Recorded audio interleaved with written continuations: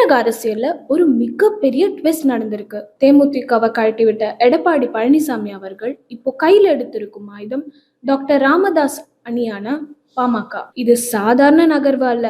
எடப்பாடியோட மிக கணிப்பான மாஸ்டர் ஸ்ட்ரோக்னு அரசியல் வட்டாரத்துல கூறப்படுது. அதிமுகவோட கோட்டை கொங்கு மண்டலமா இருந்தாலும் பாமகவோட பலம் வட தமிழகம். குறிப்பாக வன்னியர் சமூக ஓட்டுகள் அதிகம் உள்ள வட தமிழகத்துல பாமகவை உள்ள இழுப்பதன் மூலமா அந்த பகுதி ஓட்டுகளை ஒட்டு மொத்தமா தங்கள் பக்கம் திருப்ப இபிஎஸ் திட்டமிட்டு இருக்காரு. திமுக பக்கம் டாக்டர் ராமதாஸின் அணியான பாமக செல்லக்கூடும்னு பேச்சுக்கள் எழுந்த போது சத்தமே இல்லாம காய்களை நகர்த்தி இருக்காரு இபிஎஸ். போனா போகட்டும்னு தேமுதிகவை அலட்சியமா விட்டுவிட்டு தங்களுக்கு தேவையான பலத்தை பாமக மூலம் உறுதி செஞ்சிருக்காரு. இது வரும் தேர்தல்ல திமுகவிற்கு ஒரு மிகப்பெரிய சவாலா அமையும்ன்றதுல எந்த ஒரு சந்தேகமும் இல்ல. கூட்டணி கணக்குகள் ஒரு புறம் இருந்தாலும் எடப்பாடியோட இந்த ரிஸ்க் எடுக்கும் குணம் அதிமுக நிர்வாகிகளுக்கு இடையில ஒரு உற்சாகத்தை ஏற்படுத்தி இருக்குதான். வன்னியர் கோட்டை இனி அதிமுகவோட வசமாகுமா? பொறுத்திருந்து பார்ப்போம்.